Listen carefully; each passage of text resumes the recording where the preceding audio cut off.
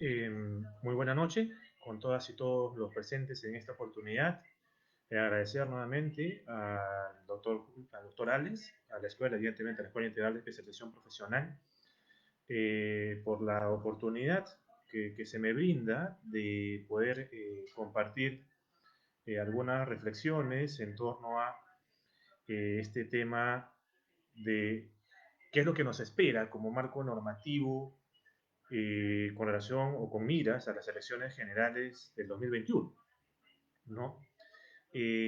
Sobre el particular, quizás habría que tomar en consideración que hoy por hoy tenemos una situación de indeterminación normativa en general de incertidumbre porque no sabemos eh, hasta qué punto el COVID va a generar que se hagan algunas normas ad hoc o normas específicas para estas elecciones generales 2021, ¿no? Ya de por sí el COVID-19 va a generarnos a nosotros algunas, ya está generando, incluso en la agenda del pleno está, lo veremos más adelante, en la agenda del pleno de mañana ya está un dictamen de la Comisión de Constitución sobre el particular, sobre cómo hacer en este 2020, en estas elecciones primarias que va a haber en el 2020 con COVID. Lo más lógico, y es un poco lo que se va a plantear, lo que se está planteando para mañana, es la suspensión, ¿no? Entonces, es este marco normativo que tenemos ahora y que podría cambiar el que nos trae para compartir unos minutos, aunque sea juntos a la distancia, el día de hoy.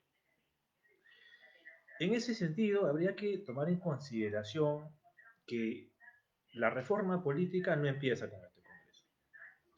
La reforma política tampoco podríamos considerarlo eh, inicia con las leyes del 27 de agosto del 2019. La reforma política incluso podríamos considerar inicia con las reformas comienzas a las elecciones regionales y municipales de 2018 y que tienen impacto, salvo que haya cambios, incluso en estas elecciones generales de 2021. ¿Cómo así?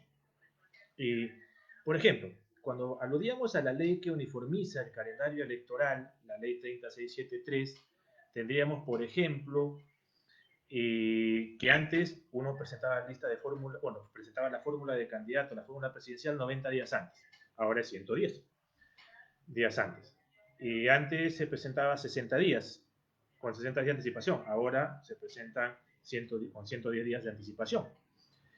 También tenemos, por ejemplo, reglas relacionadas con financiamiento, sobre todo el tema del financiamiento permitido y el financiamiento prohibido, es decir, el marco normativo del financiamiento privado, que también se dio en el marco de las elecciones regionales y municipales de 2018. Hablamos de la ley 30689.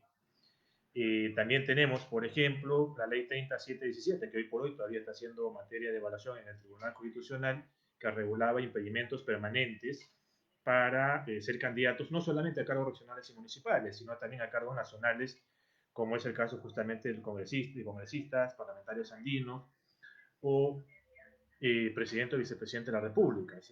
Hablábamos de normas que se emitieron con ocasión de las elecciones regionales y municipales 2018, pero que a su vez tienen una implicancia directa en estas elecciones generales que ya se vienen. Por ello es que me atrevo a plantear que la reforma política comienza las elecciones generales 2021, no inicia pues con las normas que se publicaron el año pasado, inician mucho antes, ¿no? Inician justamente en el 2017 y los primeros meses del 2018. Por ejemplo, otra norma que sí ciertamente fue modificada por el actual Congreso fue la primera norma que sacó, que es justamente la regla de modificabilidad, ¿no? Si mal no recuerdo, la 3682, la que proponía que justamente no se puedan modificar las normas de un año antes a la fecha de realización de la elección, norma que tuvo que ser modificada evidentemente producto de la disolución cultural del Congreso, que quería que se diera un poco más de tiempo sobre el particular.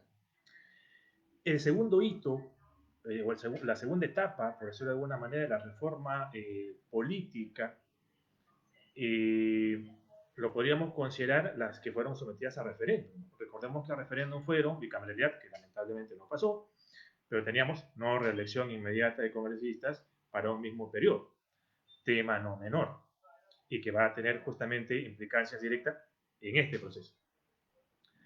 Entonces, tenemos el tema evidentemente de normas de financiamiento. Si bien teníamos una ley como la 30689 que ya regulaba cierto marco de financiamiento, teníamos efectivamente ya una norma que, por ejemplo, prohibía la contratación de propaganda en radio y televisión con recursos privados. Solamente ahora tendríamos con recursos públicos, ¿no? El tema no es menor, así que esa era la segunda gran reforma que estaba directamente vinculada con la reforma política y que va a ser aplicable, evidentemente, a las elecciones generales de 2021. El tema de la Junta Nacional de Justicia ya no tiene nada que ver. El tema de la bicameralidad, como les comento, no salió. Ese es el segundo hito. Recordemos que esa consulta popular de referéndum se llevó a cabo en el 2018 y las normas salieron en el primer mes del 2019. En ese orden de ideas, ese es el segundo hito. El tercer hito del Congreso disuelto son justamente las normas que se publicaron el 27 de agosto del 2019. Llámese la ley 3995, que regulaba el tema de inscripción de listas, bueno, inscripción de partidos políticos. Tenemos la 3996, que justamente estaba vinculada al tema de alternancia y paridad. Tenemos la ley 3997, que en realidad se quedó corta porque solo penalizaba el tema relacionado al aporte de fuente prohibida o aportes no declarados, y que es una norma penal, no es propiamente hablando una norma electoral, y recordemos que uno aporta a partidos o movimientos regionales no solamente en periodo electoral, sino en periodo ordinario, ¿no? Nosotros solo tenemos la figura del aporte de partido, no del aporte de campaña, propiamente hablando. Entonces, que en un contexto de campaña se aporte más es otra cosa, pero formalmente no tenemos, a mi juicio, una figura de aporte de campaña aún. Es algo cuando hablamos de aportes a candidatos individualmente considerados, eso sí está permitido. Y evidentemente tenemos la ley 3998 relacionada a la democracia interna, que comprendía el tema de, por ejemplo, los requisitos de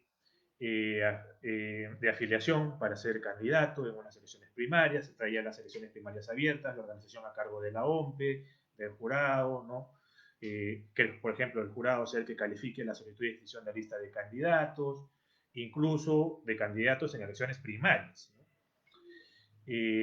Establecía la moneda de candidatura por candidatura individual, ¿no? Entonces teníamos 4 paquetes de normas que se dieron el 27 de agosto del 2019 y que en principio se pensaba que iba a ser aquellas reglas de juego con las que tendríamos que jugar el 2021. No obstante, tenemos pues que, producto de la disolución del Congreso y producto del COVID-19, se van a plantear algunas otras normas, ¿no? Y producto de la experiencia en sí misma de las elecciones congresales extraordinarias, también van a tener ciertamente que,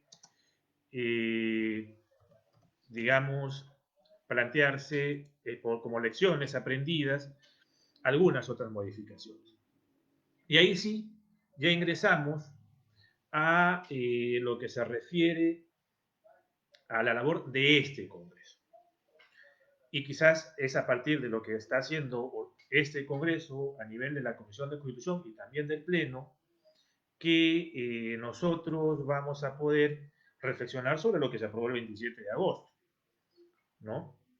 Lo primero que, por ejemplo, es que ya tenemos una norma que fue la que se aprobó en la madrugada del 17 de marzo de este año, que suspendía la inmodificabilidad. Como se recordará, con miras a las elecciones regionales y municipales de 2018, se aprobó una norma que establecía que aquellas normas con rango de ley que se aprobasen dentro del año anterior al día de la elección iban a resultar de aplicación para la subsiguiente, poniéndolo en términos, digamos, prácticos. Si las elecciones iban a ser el 11 o 9 de abril del 2021, solo podía haberse modificado la legislación electoral hasta el 9-10 de abril de este año. Entonces, como evidentemente este Congreso recién se instaló el 16 de marzo, casi no iba a poder modificar nada, más aún si consideramos que tendría que haber una etapa de presentación de proyectos de ley, estudio en comisiones que iba a tomar 30 días hábiles, de ahí pasar al Pleno, entonces iba a ser materialmente imposible. Entonces, ¿qué hizo el Congreso el 17 de marzo del 2020? Propuso que se puedan modificar las normas electorales hasta 6 meses después de que entre en vigencia dicha ley. Tema curioso, porque no teníamos formalmente norma fija hasta antes que se diera la norma. O sea, bueno, ya, me aprobaste el proyecto de ley el 17 de marzo. ¿Y cuándo se enviará el autógrafo? De repente el Ejecutivo lo observará. Y si el Ejecutivo lo observa, de repente no llegamos al 9 de abril. O en todo caso, ¿cuándo la publicará? Entonces eran las dudas que generaban utilizar el parámetro de 6 meses contados a partir de la publicación de la norma objeto de aprobación. Adicionalmente a ello, habría otra crítica que formularse, ¿no? Y es que vas a cambiar normas con un proceso electoral en curso que está regido por los principios de preclusión y celeridad. Entonces, ¿cómo, por ejemplo, podría estar cambiando hasta el 27 de septiembre normas relacionadas a impedimentos, normas relacionadas a democracia interna, cuando ya el andamiaje comenzó a darse? Por ejemplo, ¿no? Imaginemos que yo quiera cambiar el requisito de afiliación o el periodo de antigüedad de la afiliación como requisito para ser candidato en las internas. O yo quiero cambiar la modalidad de candidaturas en internas. O yo quiero cambiar, por ejemplo, la relación de jugadores en una contienda electoral. Me explico. El artículo 4 de la Ley de Relaciones Políticas prevé que solo puedan participar en la contienda electoral los partidos que sean inscritos hasta la fecha de vencimiento de plazo de la convocatoria. La convocatoria va a vencer aproximadamente el 15 de julio. Entonces, ya, o sea que después del 15 de julio voy a poder reaperturar, aunque el término no existe, o sea, reabrir, para ser más precisos, el registro de acciones políticas para que se inscriban nuevos partidos. Entonces, el tema ahí ya de por sí venía polémico. Entonces, por ahí es que a título estrictamente personal, eh, considero que lo que correspondía era acoger la propuesta del Jurado Nacional de Elecciones de que la inmodificabilidad se moviese hasta la fecha de vencimiento de plazo para convocar, no hasta una fecha posterior, porque el Jurado Nacional de Elecciones tiene que planificar el área de fiscalización, informática, cuánto va a costar en el proceso electoral. Y yo no, me cambias una norma y los costos del proceso se pueden mover. Me generas incertidumbre, o incluso, por ejemplo, si es que yo te muevo el plazo que tengo para poder modificar las normas internas del partido, llámese el estatuto, llámese el reglamento electoral. Entonces, personalmente creo que esa primera norma debió haberse dado en los términos de que la inmodificabilidad fuera solamente hasta el vencimiento del plazo para que se convoque al proceso electoral y no hasta 6 meses después de que se dio la norma, que se ha convertido hasta el 28, 27 de septiembre de este año. Genera mucha incertidumbre a los partidos, a la ciudadanía y sin duda pues a las personas que estamos interesadas en esto, ¿no? Y eventualmente de repente alguna o alguno de ustedes que quizás vaya a terminar siendo miembro de algún jurado electoral especial o personal jurisdiccional de un jurado electoral especial, sin duda debe concitar interés. Un argumento que se dio para que se mandara hasta septiembre esta regla de modificabilidad era que las reformas constitucionales que podrían darse, por ejemplo, el tema de impedimentos a nivel constitucional o eventualmente incluso la inmodificabilidad, la revisión de repente de la prohibición de reelección inmediata, requerían dos legislaturas ordinarias sucesivas para no ir al referéndum, conforme lo prevé justamente el artículo 206 de la Constitución. No obstante, yo creo que no es una crítica o no es un reparo o argumento del todo correcto. ¿Y por qué? Porque, por ejemplo, uno tranquilamente podría haber adelantado el término de la primera legislatura ordinaria y a su vez adelantar el inicio de la siguiente, ¿no? De tal manera que no sea necesaria justamente extender la inmodificabilidad más allá de la convocatoria. Otro argumento adicional es que la inmodificabilidad está en una ley orgánica y la Constitución está por encima de la ley orgánica, con lo cual las reformas constitucionales no iban a ser limitadas por una ley de inferior rango. Entonces ese argumento también no era del todo correcto, ¿no? Entonces creo que hay algunos elementos respecto a esa norma que particularmente me generaron reparos a título personal. ¿Cuál ha sido el siguiente paso que ha dado la Comisión de Constitución y Reglamento? Es justamente aprobar un dictamen con la finalidad de suspender las elecciones primarias abiertas, simultáneas y obligatorias. Las elecciones primarias abiertas obligatorias eran antes una opción por la que podía optar un partido político, porque era la modalidad 1, prevista en el artículo 24, o modalidad A, para ser más preciso, prevista en el artículo 24 de la Ley de Elecciones Políticas. Como consecuencia de la adopción de la Ley 3998, que se publicó justamente en agosto del año pasado, se dispuso, no señores, ustedes, señores del partido político, los candidatos a gobernadores, candidatos a alcaldes, candidatos a congresistas y a presidente, tienen que ser elegidos por la modalidad de elecciones primarias simultáneas, abiertas y obligatorias. ¿Qué implica? ¿Qué implicaba ello? Que todos teníamos que ir a votar antes de, o sea, a elegir a los candidatos, no a nuestras autoridades. Había en esa ley 3998, a mi juicio, varios vacíos. Por ejemplo, ¿no? Te decía, el jurado aprueba el cronograma, pero no te decía quién publica, por ejemplo. No te decía quién iba a realizar la convocatoria, ni el plazo para realizar la convocatoria. Y lo curioso era que te amarraban la inmodificabilidad de las normas electorales internas a la fecha de vencimiento del plazo para convocar a las primarias, pero no sabíamos cuándo iban a ser las primarias, no sabíamos ni siquiera cuál era el plazo para convocar, ni sabíamos quién lo iba a convocar, por ejemplo. Entonces teníamos, como mira justamente a las elecciones generales de 2021, teníamos claro quién iba a elegir, digamos, cómo se iban a elegir al candidato a presidente, pero no sabíamos cómo iban a elegir a los candidatos a vicepresidente. ¿No? Pues solamente decían, se elige con las primarias a los candidatos a presidente. Oye, y a los vicepresidentes nadie sabe. La ley 3998 no lo decía. Y vamos a ver si es que una regulación ad hoc que tendrá que emitir este nuevo Congreso se hace.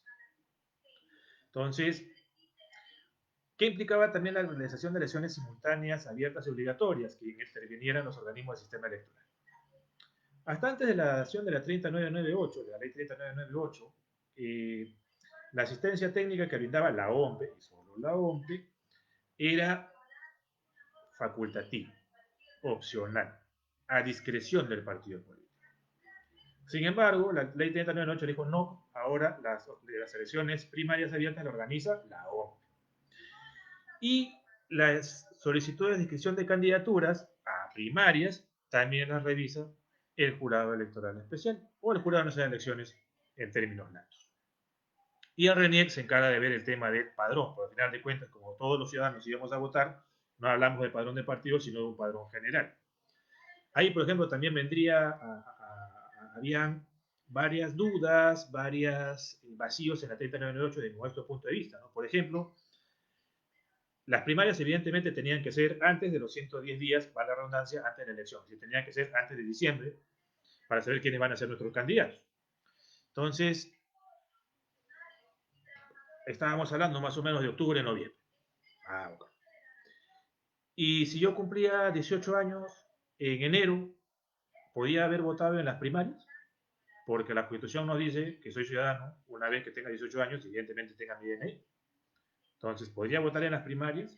¿Con qué padrón iba a jugar? Iba a tener un padrón para primarias y otro padrón para las generales. Si esto fuera así, ¿cómo iba a saber yo la fecha de corte? Porque recordemos que el padrón, por ejemplo, con el padrón electoral actual, uno puede votar o puede estar incluido en el padrón si cumple 18 años hasta un día antes de la elección, ¿no? Entonces, pues si no sabíamos cuándo iban a ser las elecciones primarias, cómo íbamos, digamos, a saber quiénes iban a estar en ese padrón de primarias. Pues ahí había una duda. Habían también dudas sobre, ya, el jurado electoral especial, entonces va a evaluar cumplimiento de requisitos de candidatura que te coloca el partido en cada estatuto y en cada reglamento electoral. Ah, ok. O sea, había varios ahí. Ah, otro elemento también adicional, disculpen que se me esté pasando, el tema de impedimentos, tanto constitucionales como legales. ¿Qué pasa si es que yo tengo una sentencia condenatoria con calidad de cosa juzgada, pero esta cumple o me voy a rehabilitar, eh, digamos, en una fecha posterior a las elecciones primarias, pero antes de los 110 días? ¿Podría participar como candidato en las primarias o no? O sea, ¿cuál va a ser el parámetro del marco normativo de los impedimentos? Adicionalmente a ello, licencias o exigibilidad de renuncias. Entonces, si yo soy un funcionario público que voy a participar en unas elecciones primarias abiertas, ya no internas, donde solamente voy a ir a hacer propaganda en mi comité partidario, ¿no debiera exigirse licencias? 30 días, pero la ley orgánica de elecciones me dice 30 días antes de la elección de autoridades, y las elecciones primarias me iba a bastar el tema relacionado con el deber de neutralidad. Entonces, ahí habían varios vacíos en la 3098 que, a mi juicio, si no hubiese habido COVID, la labor de este Congreso hubiera sido complementar esos vacíos. A Dios gracias, no hablamos de elecciones generales ahora, por ejemplo, pero sí podríamos pensar en una que aplicaba a las elecciones regionales y municipales. Domicilio. ¿A partir de cuándo debiera haber cumplido el requisito de 2 años de domicilio? ¿A las primarias o a las autoridades? Y si me cambio de domicilio después de las primarias y antes de que vence el plazo de 110 días antes de la elección para presentar la solicitud de inscripción de lista de candidatos, ¿qué regla aplicaba? Entonces, eran muchas dudas las que generaba la 3998 y que, a mi juicio, no podían ser justamente resueltas por el Jurado Nacional de Elecciones, porque las condiciones para el ejercicio del derecho a elegir y ser elegido tienen que estar en ley orgánica, sea formal o material. El jurado no podría llenar eso así. Entonces, ahí habían algunos temas por resolver. Pero bueno, lo cierto es que ya mañana en el Pleno se va a ver una norma que dice suspéndase las elecciones primarias. La causa, el COVID. ¿Comprensible? En principio sí, porque debemos reconocer que hoy por hoy, hasta la fecha, digamos, no hemos tenido voto electrónico, ni siquiera no presencial, en alguna circunscripción, cuando hablamos de elecciones de autoridades. Nosotros tenemos voto electrónico, sí, pero presencial, y solamente 34, 39 circunscripciones de 1470 ya. Entonces, hablar de una implementación de voto electrónico no presencial o de una primera vocación de voto postal en meses era, a mi juicio, inviable, y por eso coincido personalmente con la posición de la Comisión de Constitución y Reglamento que va a sostener el ilustre presidente de la Comisión, el señor Chejade, el día de mañana para suspender las primarias. Pero el reparo que sí tendría es justamente en la forma como se ha segmentado. Porque cuando aludimos a primarias, como hemos visto, es un tema muy transversal. Entonces, ya, suspendo las primarias. ¿Y qué modalidad te aplico? ¿Cuál va a ser la modalidad de elección? ¿Cuál va a ser la modalidad de candidatura? ¿Voy a exigir afiliación? ¿No voy a exigir afiliación? Son temas que, a mi juicio, debieran ser resueltos en el más breve plazo posible. Y hay temas hasta incidentales. Por ejemplo, estas 4 normas, si mal no recuerdo fue la 3998, proponía que los jurados electorales especiales se instalen aproximadamente 60 días antes, Digo, 60 días después de convocar el proceso. ¿Cuál era la lógica? La lógica era que yo pudiera calificar la solicitud de inscripción de listas, digo, de candidaturas de las primarias. Pero si ya no va a haber primarias, entonces, ¿qué sentido tendría que se están en los jurados electorales especiales 60 días después de convocar el proceso? Es un tema que tendría que haberse zanjado, ¿no? O es que ya de por sí estoy partiendo de la premisa que los organismos electorales van a intervenir en las elecciones internas. Se ha querido sostener que en realidad sí van a intervenir porque la propuesta de la Comisión de Constitución que se va a ver mañana no deroga una de las disposiciones complementarias transitorias de la Ley 3998 que prevé que antes de la elección de primarias iban a haber unas elecciones internas eh, de los partidos que estuvieran inscritos hasta la fecha de elección de esa norma, o sea, los inscritos hasta el 26, hasta el 27 de agosto del año pasado, y que implicaba, los organismos electorales van a organizar las internas. No, pero no te decía, oye, ¿qué modalidad de candidaturas? ¿Por lista o individual? No te decía.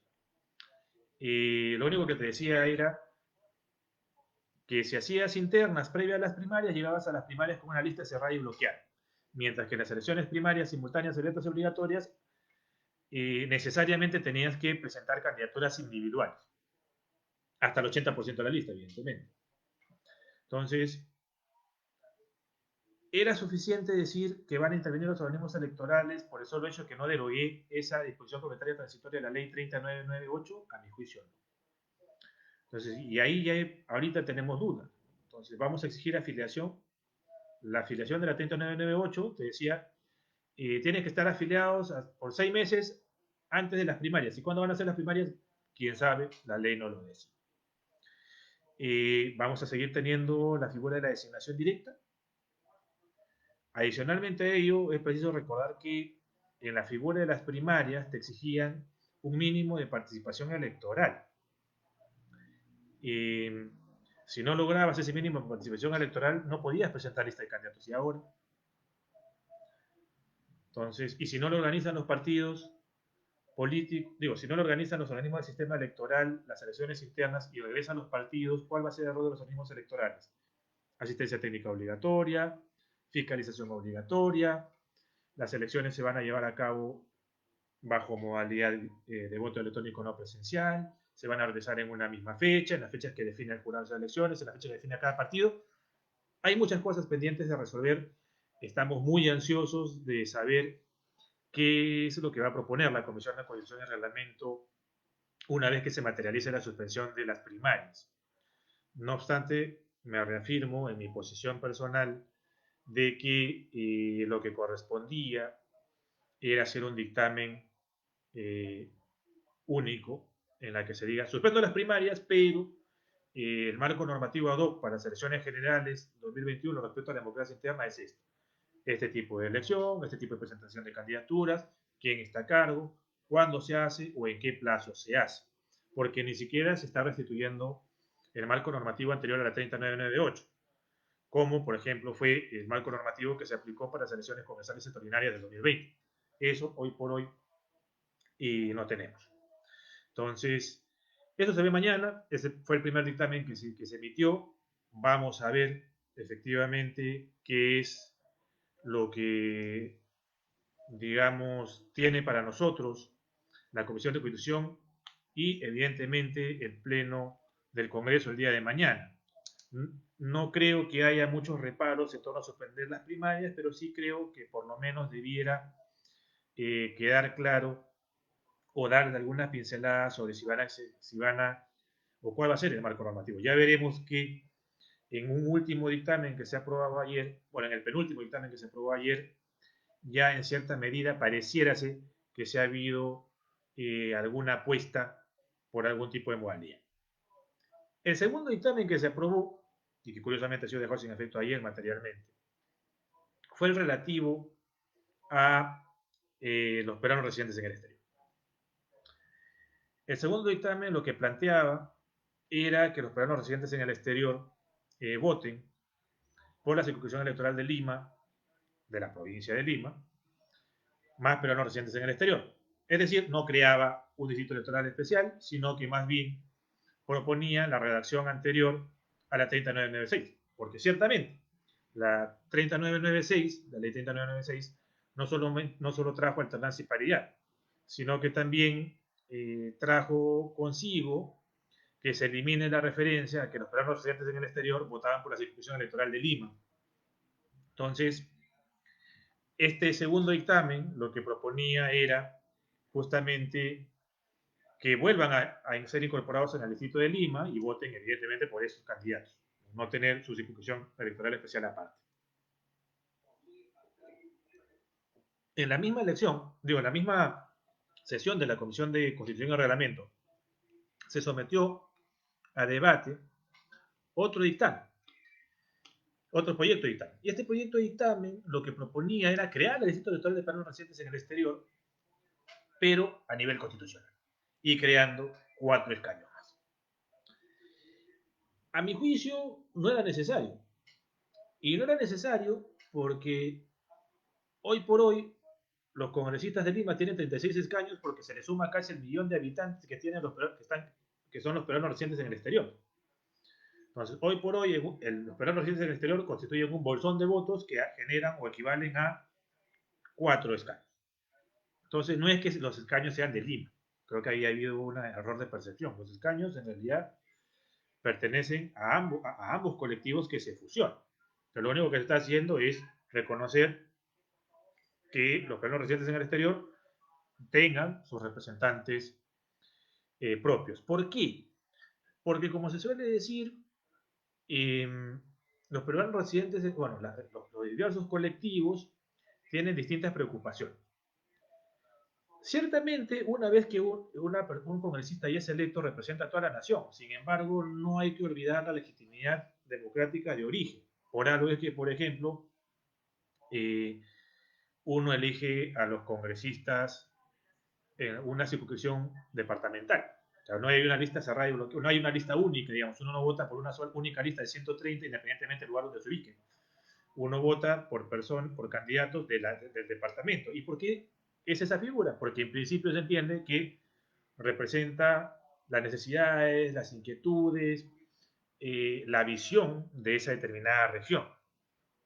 Entonces, si esa es la premisa que incluso ha sido materializada en el reglamento del Congreso, que exige que en la semana de representación, o sea, 5 días del mes consecutivos, un congresista se vaya a su circunscripción de origen a atender a los ciudadanos, era atendible que los peruanos residentes en el exterior tengan también sus propios representantes. Y eso es lo que ha ocurrido el día de ayer. La Comisión de Constitución aprueba un dictamen que precisamente, ya no modificando la Constitución, sino modificando la ley orgánica de elecciones, el mismo artículo que se estaba proponiendo modificar en la sesión anterior, con la finalidad de crear el Distrito Electoral Especial de peruanos residentes en el exterior, asignándole 2 escaños. Ese tema no está en la agenda del pleno de mañana, vamos a ver cuándo lo agendan, pero es, a mi juicio, un gran avance, ¿no? Ciertamente, ahora, algunos dirán, oye, pero ¿por qué no los 4 que usted ha dicho que supuestamente le corresponden en virtud de la representación proporcional? Fundamentalmente porque en realidad no podemos desconocer también el ausentismo electoral y que estamos yendo en una inclusión progresiva. Y porque tampoco se puede desconocer ciertamente que existe un grado de subrepresentación. Efectivamente, y la subrepresentación, no solo de Lima, sino nacional, no se resuelve creando el distrito electoral de peruanos residentes en el exterior, se resuelve incrementando escaños. O cambiando de repente la modalidad de elección. Algunos han planteado distritos uninominales, otros han planteado, por ejemplo, segmentar Lima en distintas zonas. Entonces, pero la subrepresentación no se corrige ni manteniendo a los peruanos residentes en el exterior en Lima, ni tampoco creándoles un distrito electoral especial. El distrito electoral especial coadyuva, mejora las condiciones de representación de los peruanos residentes en el exterior, pero la subrepresentación transversal se mantiene. Y ahora entramos quizás al cuarto dictamen, que todavía, evidentemente, se ha aprobado, pero todavía vamos a ver cómo termina. Es relativo a la alternancia y paridad. La 3996 planteaba alternancia y paridad de manera progresiva hasta el 2031, o sea, 40% el 2021, 45% el 2026 y el 2031, 50%. Y alternancia. Ciertamente la 3096 elimina el voto preferencial, pero lo mantiene para que se aplique por última vez en las elecciones generales de 2021. Entonces, este dictamen lo que propone es que tengamos paridad y alternancia desde las elecciones generales del 2021. Sin embargo, no elimina el voto preferencial. Pero bueno, sobre el tema del voto preferencial, volvemos, si todavía me queda tiempo, volvemos en un ratito. La alternancia y paridad también viene este dictamen con alternancia en fórmula presidencial. Cortesía de nuestros amigos de FEPAP, y esa propuesta ha sido acogida por la Comisión de Constitución. Vamos a ver si pasa el pleno. Se requiere 66 votos, veremos si los obtendrá. ¿Y por qué alternancia en la fórmula presidencial? Bueno, primero que evidentemente no podría haber paridad, porque solamente tiene 2 vicepresidentes. Salvo que crees una vicepresidencia adicional, solo podrías tener la figura de la alternancia. Y porque, si bien es cierto, la participación femenina no ha sido, pues, abrumadora a nivel de fórmulas presidenciales, cuando ha habido mujeres en fórmula, por lo general han sido la segunda vicepresidenta, es decir, que han estado casi en la cola. Entonces, con la finalidad de promover la participación de los derechos de la mujer, la participación política de las mujeres y la igualdad, sobre todo, la igualdad material, porque la Constitución no es solamente una norma escrita, sino una norma que debe ser dinámica y debe materializarse en la realidad, es que se propone la alternancia en la fórmula presidencial. También, efectivamente, el dictamen propone alternancia y paridad en listas de candidatos a cargos regionales y a cargos municipales. Ya el tema regional es un mundo aparte, ya veremos si los amigos de la Escuela Integral nos convocan para una charla específicamente sobre temas regionales, un mundo aparte, cómo va a explicarse eventualmente la alternancia ahí. Pero es un poco lo que propone. Dice, ¿sabe qué, muchachos? Tiene que haber alternancia y paridad en listas de regidores, en listas de consejeros, en listas, evidentemente, de congresistas, y alternancia en fórmula presidencial. Asimismo, propone que haya paridad en cargos directivos de los partidos políticos. Entonces, ya es un poco el panorama. Y ahora ya venimos al voto preferencial, que fue lo que entrampó, entre comillas, el debate en la Comisión de Constitución hasta en 2 oportunidades. Había un sector sostenido de la Comisión de Constitución que proponía la eliminación del voto preferencial incluso desde el 2021. Recordemos que la ley 3996 derogó el voto preferencial. Sin embargo, había una disposición complementaria transitoria que proponía que tengamos voto preferencial el 2021 por última vez.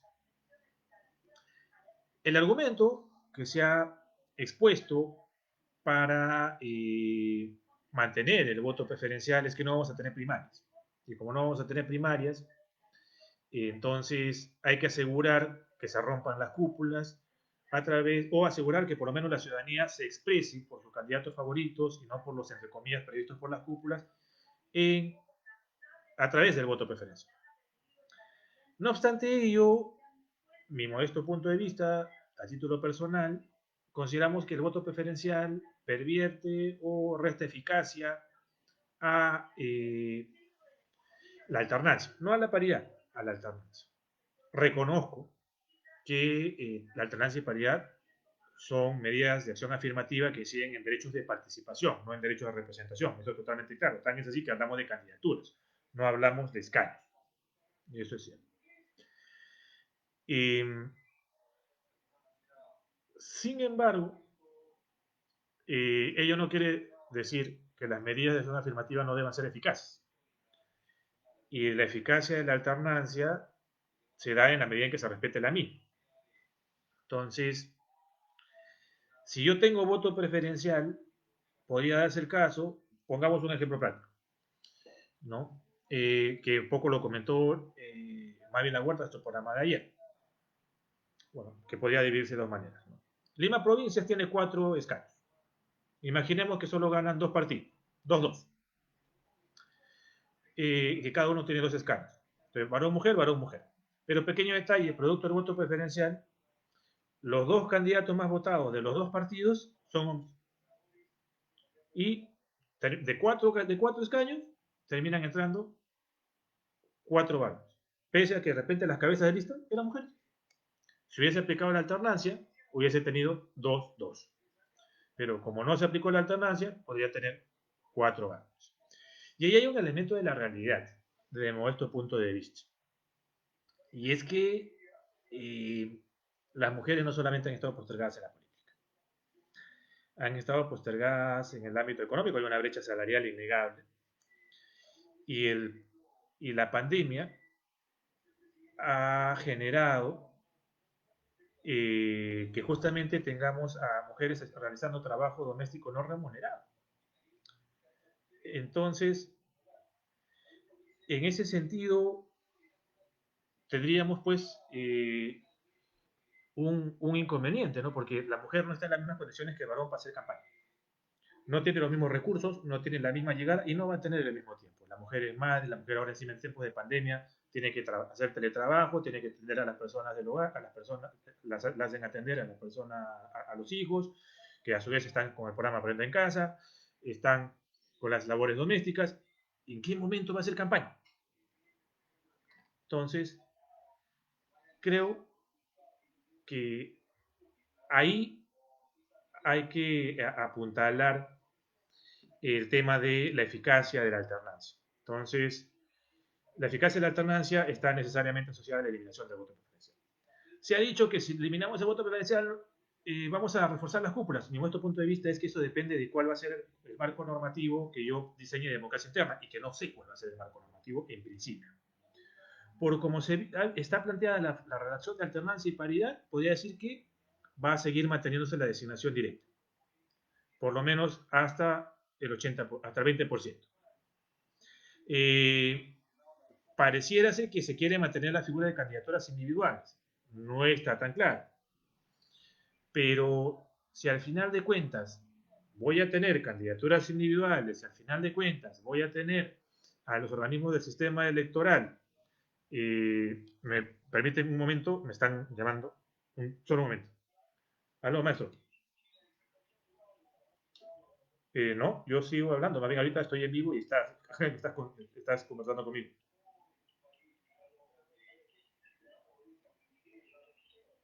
Ahí me sale en vivo.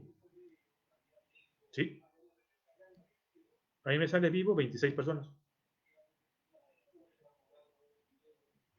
Sí, sí, no sé, disculpe. Disculpe, mis estimados, creo que había un pequeño inconveniente.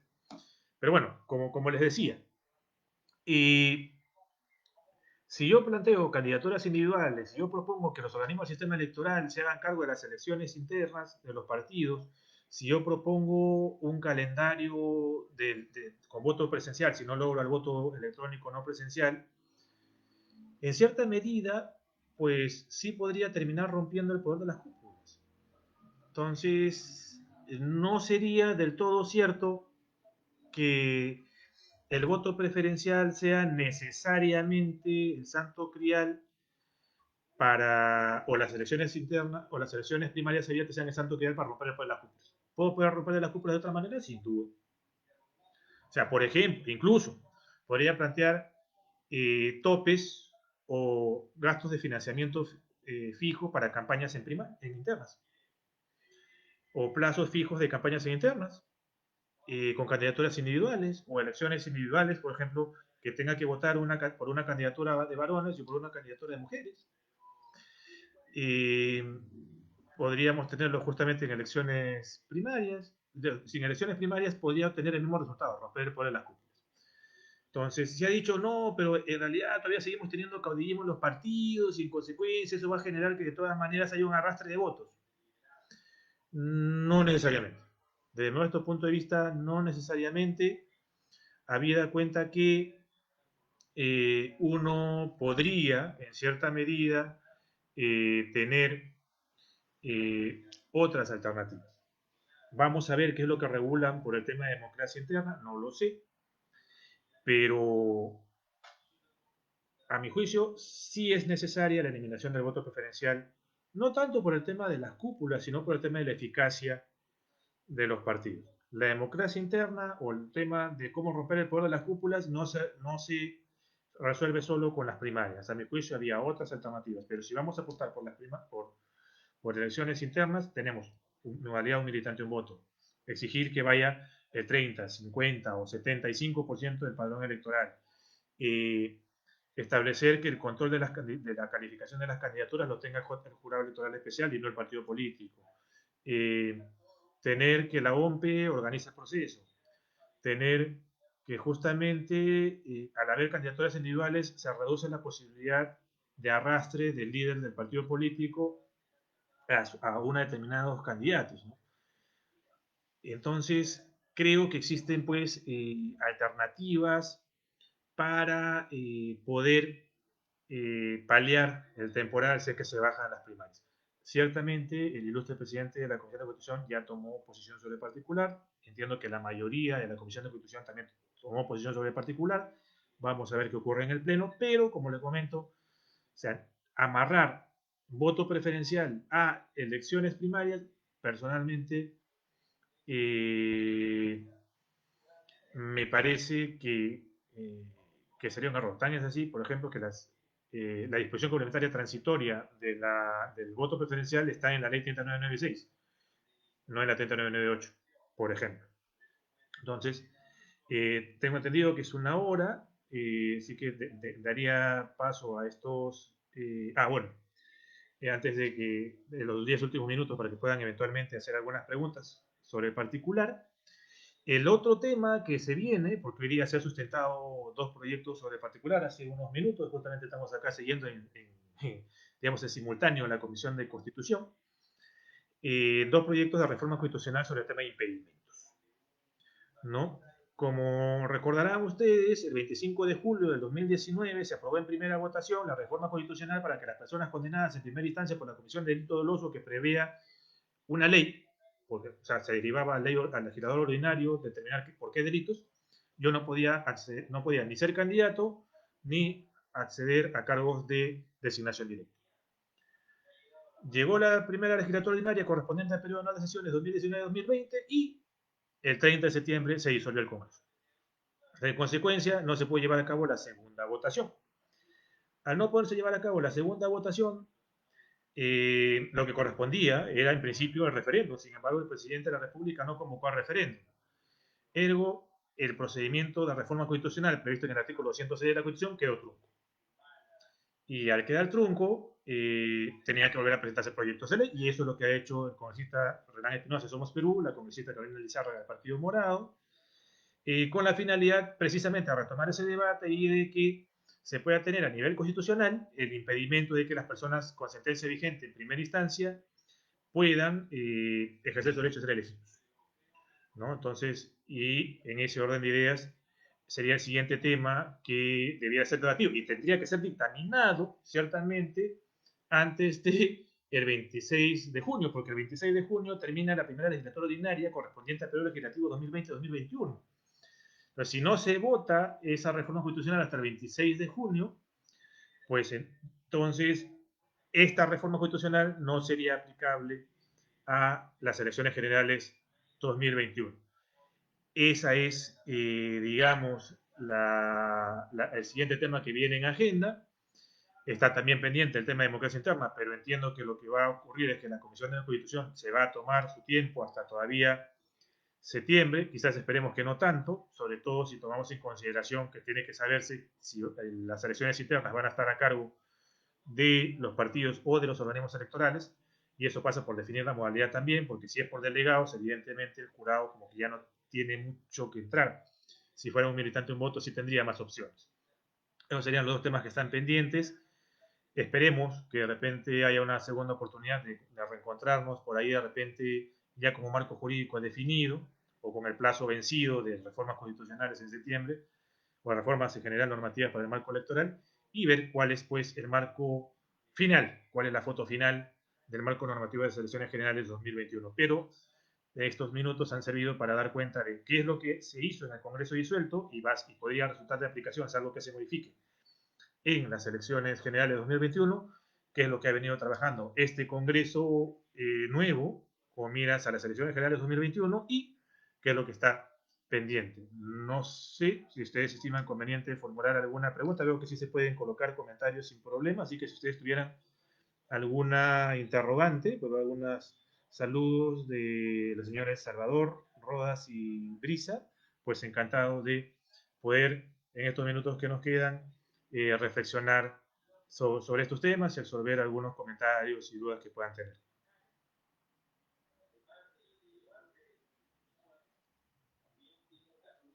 Ah, sí está por acá.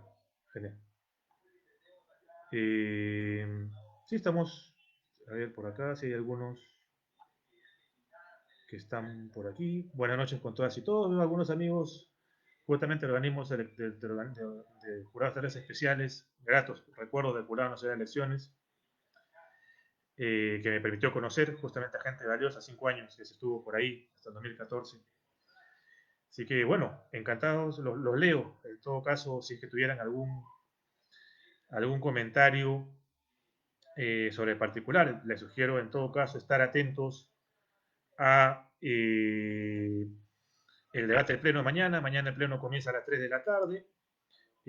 Como les comentaba, uno de los puntos de agenda es el dictamen de la Comisión de Constitución que suspende las primarias producto del COVID. Eh, También habría que señalar que la Comisión de Mujer y Familia, supuestamente mañana a las 8 de la mañana, debe estar debatiendo a su vez su dictamen sobre alternancia y paridad. Y va a ser un tema interesante, ¿no? Vamos a ver si es que prima, digamos, la hermandad de género en la comisión, que está mayoritariamente compuesta por mujeres, o prima el tema partidario. En ese aspecto sí saludar, por ejemplo, la posición de la congresista Lazo, que por ejemplo votó por eliminar también el voto preferencial.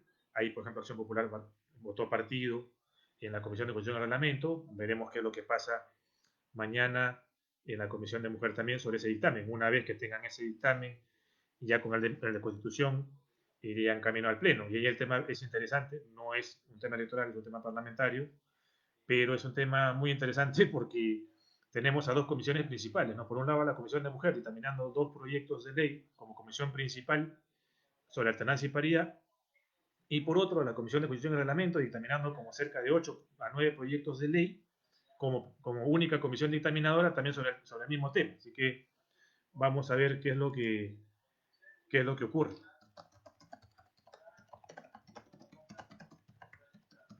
A ver, si tuvieran alguna duda, como les digo, encantados de resolverla. Todavía tenemos algunos minutitos para conversar sobre el tema, ¿no?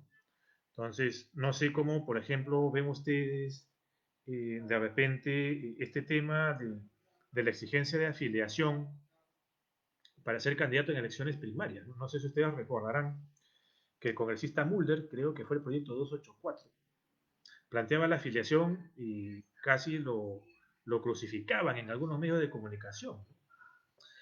Personalmente yo creo que es inconstitucional exigir la afiliación, pero a lo que voy es que fue duramente criticado en redes. Sin embargo, cuando ya viene el Ejecutivo y propone la exigencia de afiliación como requisito para ser candidato, ya ahí no hay crítica, sino más bien respaldo. Quizás sea porque vino acompañado de primarias, ¿no? Vamos a ver también nuevamente si la exigencia de afiliación está asociada a las primarias o no. Esa es un poco la disyuntiva, ¿no? Que vamos a esperar ansiosos. Sabemos que el equipo de la Comisión de Constitución y Reglamento tiene un equipo de lujo, comenzando por su secretaria técnica, la doctora Durant.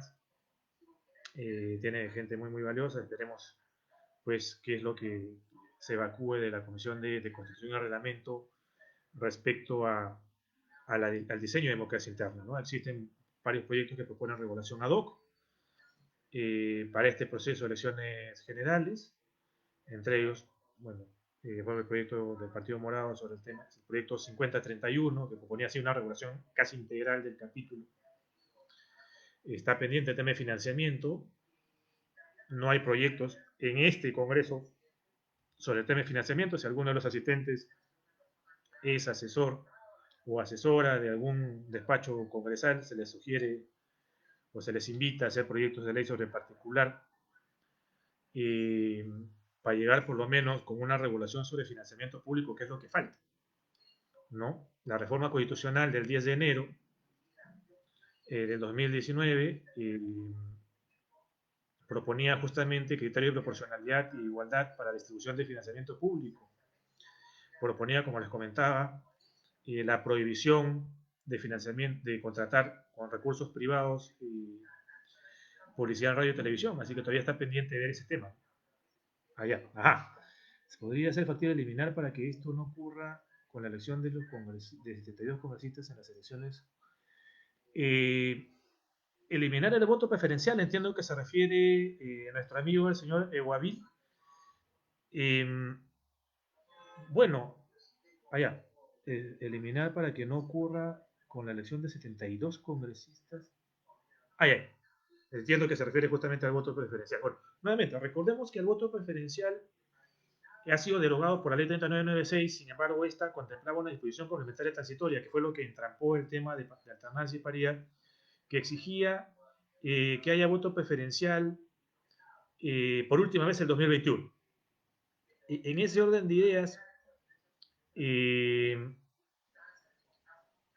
mi modesto punto de vista es que debiera eliminarse sin necesidad de que haya primarias. Para mi juicio no hay una vinculación directa entre primarias y voto preferencial. Hay un impacto directo sin duda, hay una vinculación sin duda, pero no tienen necesariamente que ir de la mano. Creo que el tema de democracia, el tema del voto preferencial incide tanto en democracia interna como en la eficacia de la alternancia. Yo privilegiaría, precisamente porque es una medida de acción afirmativa, la alternancia sin voto preferencial que internas con voto preferencial. Entonces, ese es mi modesto punto de vista, pero eso a nivel jurídico. A nivel político, la verdad, lo veo complicado. Y lo digo en términos transparentes y a título personal. APP, por lo que veo, va a votar porque se mantenga por última vez el 2021. Podemos Perú, entiendo que también. De UPP, no se sabe. AP, probablemente vote mitad, si no la gran mayoría, porque por última vez se haga el voto preferencial del 2021. Somos Perú, yo creo que también va a votar segmentado.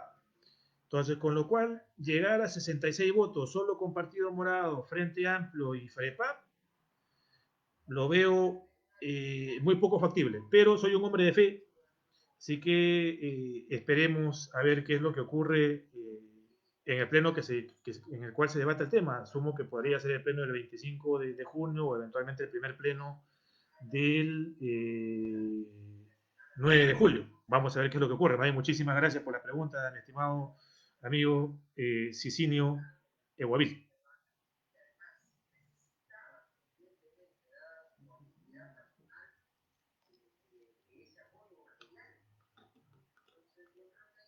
Gracias por la asistencia, porque ciertamente bueno, sigue la Comisión de Constitución y nosotros estamos por aquí. Así que gracias por la preferencia y el interés en estos temas electorales.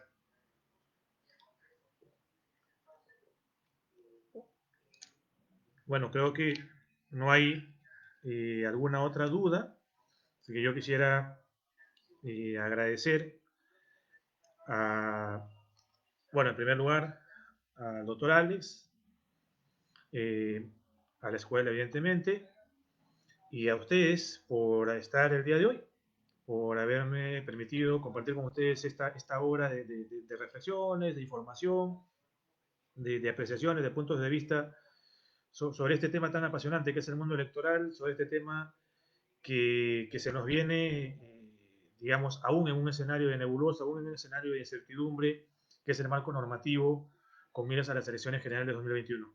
Igual el panorama se va aclarando, creo que mañana ya al suspenderse las primarias es un primer paso de esclarecimiento del marco normativo, pero es un tema a seguir trabajando. Yo les agradezco muchísimo eh, por, por su tiempo y les agradezco nuevamente tanto al doctor Ale Julca como a la Escuela Integral de Especialización Profesional y a ustedes por su atención. Muchísimas gracias. Buenas noches.